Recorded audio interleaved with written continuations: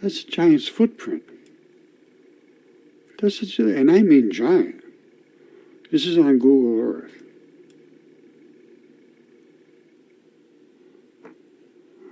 All right. This was from 2011. Now, that's a footprint, right? And that is a big footprint. This is a city. This is a city over here, or some little settlement of some sort. Now, this was here with, it looks like he took the kids out and they started playing in the mud and he got mad. Here's the big guy's footprint, and then he got these little ones over here, and then he grabbed them, threw them over here, and said, hey, it's stable over here. You can walk over here. Don't go over there. It's muddy. Yeah, but the kids probably went anyway. You see this? You have no idea how big these creatures were. This is what's called an abrupt transition. Right about here is where the tendons just, they break, flat as a pancake. And this is, all this is Achilles heel. I mean, Achilles tendon. That's it, this little tiny thing running down here. That is, and I will show you, it's somewhere right about here. It's coming out of the ground. And, hold on. All right, everybody probably has heard of an Achilles tendon, which runs from here down, and it breaks off just as flat as a pancake, where it stops, and it may be down here, because there's like 3 different abrupt transitions that I have found in my mud fossils, at least 3, and virtually all of them. So the tendon comes down really tough, and then it gets a little weaker, and then a little weaker, and then that's it. And then the muscle takes off primarily at that one spot, and that's it. I didn't draw this picture. I don't know where this came from, but that's what that is, and that's exactly what you see in the Devil's Tower. And it is exactly the shape of the Achilles tendon. It goes running right up like that. This is not hardly far up there at all. This is what they call the wrinkle zone. The wrinkle zone means, this is always under tension. It's a tendon. It's under tension. And when it snaps, it cling, and you get this wrinkle zone. This was at what they call a calcaneus, which is the ankle ball. Down here, it's below still. This is, as I just showed you. Now, this is what these tendons are. You see this real sloppy stuff on here? That's what they call synovial sheaths. You see them up there? Oops, can you see that? No, you can't. Oh, maybe you can. Oh, here it is. You see this? Right there, that synovial sheath is the slippery stuff that makes these tendons be able to glide. Well, everything's solid now. And that's what that is. Now, this time you can see it going this way.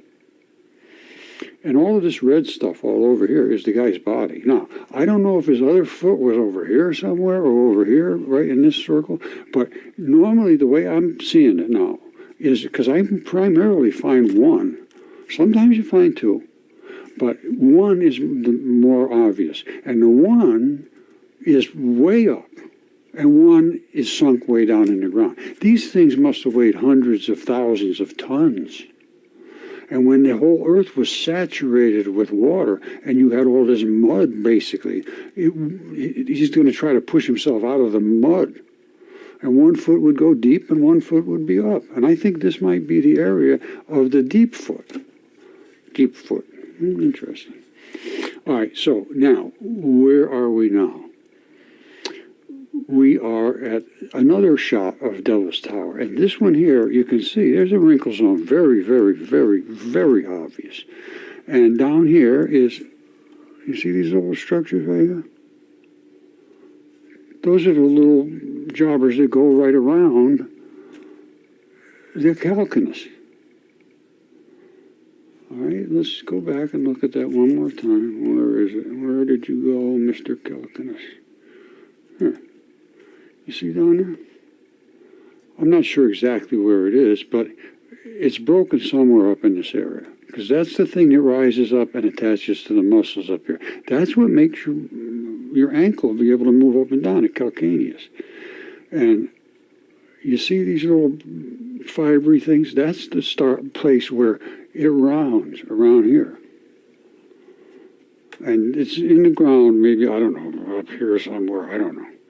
But it comes up and then it snaps right off. There's a little narrowing spot that's prone to breaking. And I call them abrupt transitions. And I think they do too, you know, specialists. But I have my own way of talking. Now, this is down in Peru. Look at the size of this guy's foot. That's in Peru. That's a road and a park so that people can walk out here and play baseball or something. I don't know. But this is a guy's foot. He stepped in there and crushed the whole thing down. That's from Google Earth, too. There's so much evidence of this. It's undeniable. Even in my own backyard here, I got this one here.